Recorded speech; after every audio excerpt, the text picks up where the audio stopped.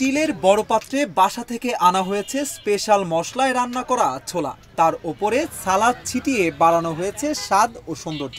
এরপর কাগজের বাটিতে করে ক্রেতাদের মাঝে পরিবেশন। মানিক মিয়ার ফুটপাতে খোলা জায়গায় বিক্রি করা সুস্বাদু এই ছোলার নাম মানিক ভাইয়ের মজাদার ছোলা। শুরুর দিকে এমন জনপ্রিয়তা না থাকলেও বেশ কয়েক বছর ধরে উপচে পড়া ভিড় থাকে ক্রেতাদের। অনেকেই একবার খেয়ে ফের অর্ডার করেন। প্রতিদিনই মুখরোচক এই ছোলা খেতে জেলা ও জেলার বাইরের বিভিন্ন স্থান থেকে দল বেঁধে আসেন ক্রেতারা। তৃপ্তির ঢেকুর তুলে পরিবারের জন্য নিয়ে যান মানিক ভাইয়ের মজাদার ছোলা।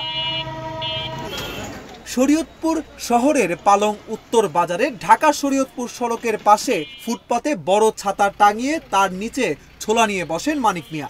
20 থেকে 25 কেজি ছোলা নিয়ে পসরা সাজান তিনি। প্রতিদিন সন্ধ্যার পর বিক্রি শুরু করলেও রাত 10টার মধ্যেই শেষ হয়ে যায় মজাদার ছোলা। আমি আসছি মাদারপুর টেকরাট থেকে, যে শুনেছি ছোলা নাকি খুব ভালো ছোলা, খেতে খুব টেস্টি।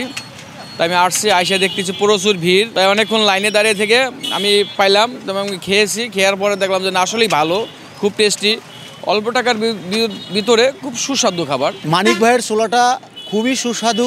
আমি এটা এত সুস্বাদু বিধায় আমি ফ্যামিলির জন্য নিয়ে যাই।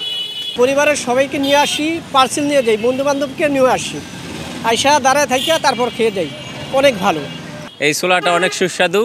তো প্রতি সপ্তাহে একবার আসি, আইসা মাঝে মাঝে দেখি ছোলাটা শেষ হয়ে গেছে, তো মন অনেক খারাপ লাগে। তারপরে আবার পরের দিন এসে খাওয়া যায়। ছোলা বিক্রি করে সেই আয়ে স্ত্রী সন্তান নিয়ে সুখেই আছেন মানিক। চাকরির পেছনে না ঘুরে এভাবে ব্যবসা শুরু করলে দেশে বেকারত্ব থাকবে না বলে ধারণা তার। দেখুন, একজনের চাকরি করতে গেলে হয়তো মাস শেষে আমি বেতন পাই। এদের বিষয়ে চিন্তা ভাবনা করে দেখলাম যে একটা ছোটখাটো ব্যবসা করা যায় কিনা। পরবর্তীতে এই ছোলার ব্যবসা শুরু করি, অল্প করেই শুরু করি। এই 3 কেজি দিয়ে শুরু করছিলাম। আলু আর ছোলা মিলা প্রায় আপনার 20-25 কেজি বিক্রি করি।